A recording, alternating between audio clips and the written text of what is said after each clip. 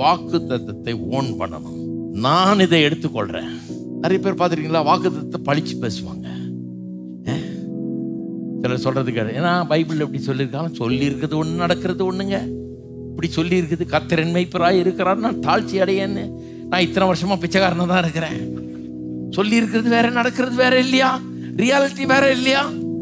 இந்த ஆளை விட்டு முதல்ல தூரமா போனோம். நம்ம எடுத்து விடுவாங்க, அவங்களோட சேரக்கூடாது. நீங்க என்ன சொல்லணும்? கர்த்தர் சொல்லியிருக்காரு மெய்ப்பரா இருக்கிறார், நான் தாழ்ச்சி அடையேன்னு. எந்த காரணத்தை கொண்டு நான் தாழ்ச்சி அடைவதே கிடையாது. என் தேவையை சந்திப்பார் சொல்ல சந்திப்பார். இன்னைக்கு பாக்கெட்ல ஒன்றும் இல்லாம இருக்கலாம், இன்னைக்கு முழு நஷ்டத்துல இருக்கலாம், இன்னைக்கு கஷ்டத்துல இருக்கலாம், இன்னைக்கு தோல்வியில கிடக்கலாம், இன்னைக்கு கீழே கிடக்கலாம், இன்னைக்கு அழிஞ்சு போய் கிடக்கலாம். ஆனால் செத்து போன கற்பத்திலிருந்து, செத்த சரீரத்திலிருந்து ஜனத்திரளை உண்டாக்குகிற தேவன், ஆபிரகாமின் தேவன்.